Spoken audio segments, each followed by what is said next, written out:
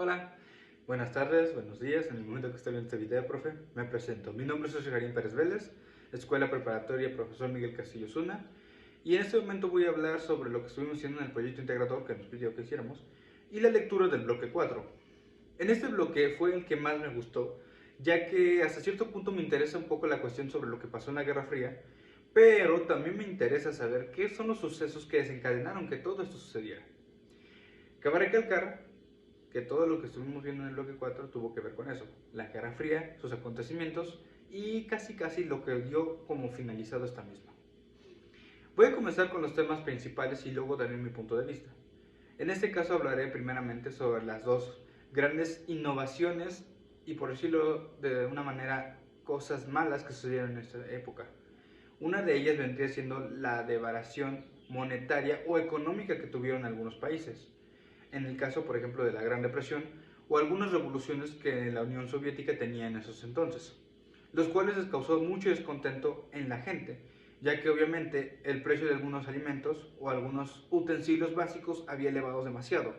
Los bancos estaban en bancarrota y muchas personas decidieron quitarse la vida por esos aspectos, ya que obviamente sin el dinero no se mueve el mundo, es lo que vemos actualmente.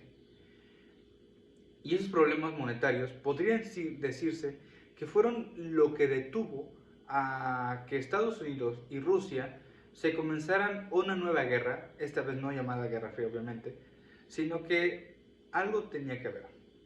Y gracias a estos paros económicos se detuvieron y se enfocaron en otros aspectos internos. En este caso vamos a hablar sobre un aspecto sobre quién era superior sobre quién. Cabe recalcar que estas dos, después de la Segunda Guerra Mundial, quedaron como superpotencias sobresalientes y que comenzaron a hacer el desarrollo de armamentista nuclear a gran escala. ¿A qué me refiero con esto?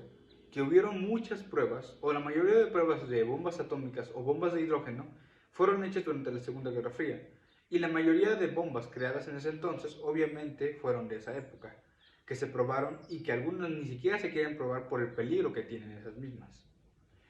El desenfoque atómico, por decirlo de alguna manera, o de la bomba misma, es lo que ha hecho que muchas personas se cuestionen o pregunten si era buena idea o no realizar algo de esa cantidad destructiva.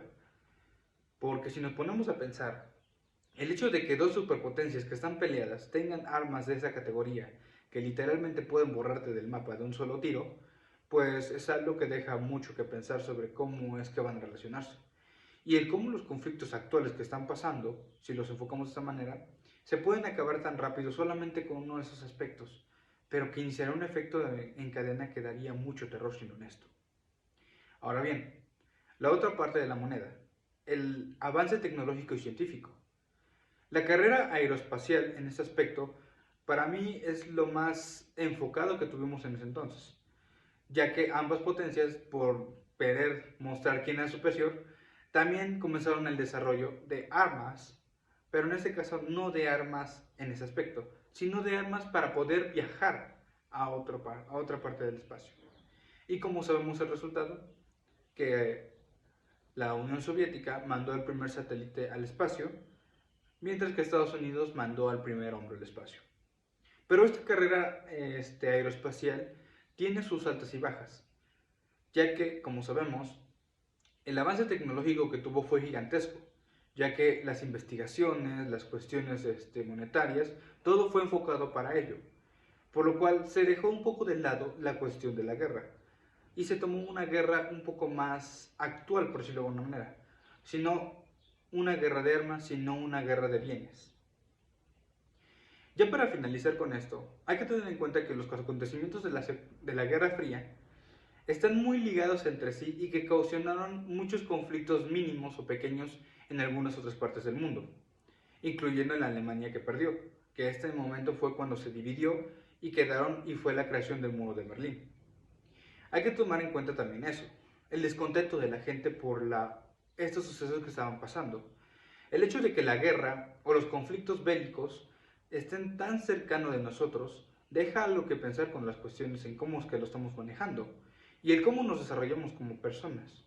Si una guerra nuclear se llegara a desatar en el mundo, o simple y sencillamente una guerra que tenga que ver con cuestiones monetarias o en este caso alimenticias, dejará devastado a más de un país pobre o incluso a los mismos países ricos. que probablemente actualmente ya está pasando.